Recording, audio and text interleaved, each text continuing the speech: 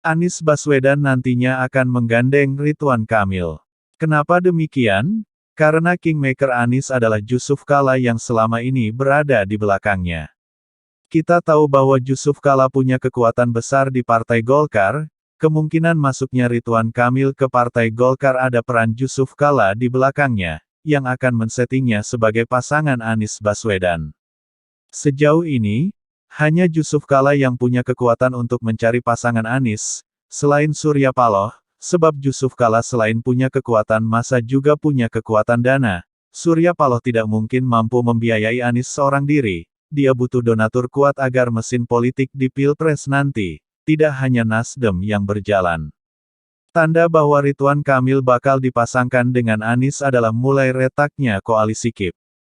P3 sepertinya mulai merapat ke PDIP dan Romahur Muzi beberapa kali menyampaikan kemungkinan KIP bubar di tengah jalan, karena tidak punya capres dan cawapres yang diusung.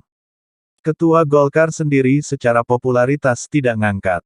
Meski Airlangga Hartarto ada Jokowi di belakangnya, namun dia tidak akan mampu membendung kekuatan Jusuf Kalla di Golkar yang sudah mengakar. Surya Paloh sendiri adalah mantan politisi Golkar, sedikit banyak punya jejaring untuk memaksa Golkar merapat ke koalisi perubahan.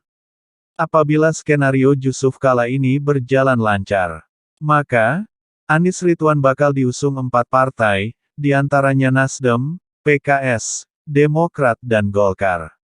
Dan, masuknya Golkar dalam koalisi akan menambah kekuatan serta peluang menang kian tinggi. Tinggal menunggu PDIP, apakah Megawati tetap bersikukuh Puan Maharani, atau mengalah dengan mengusung Ganjar. Semisal Ganjar Erik, sudah pasti Prabowo Cak Imin akan menjadi penantang. Jokowi sendiri sepertinya ingin memasangkan Ganjar Prabowo.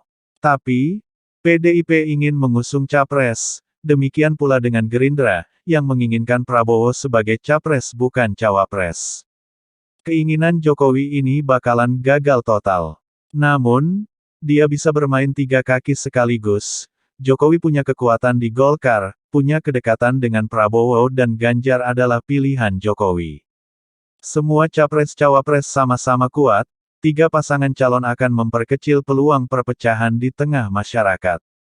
Ini bagus daripada 2 paslon, yang menjadikan publik terpecah sebagaimana Pilpres 2014 dan 2019. Lantas, bila Anies Ridwan Kamil berpasangan, bagaimana dengan Demokrat dan PKS, sebab kedua partai ini sama-sama memiliki calon yang akan dipasangkan dengan Anies. PKS mengajukan Aher sementara Demokrat AHY. Tinggal menunggu elit partai dari PKS dan Demokrat bagaimana untuk memutusnya. Namun demikian, 2 partai oposisi itu tidak akan merapat ke koalisi lain.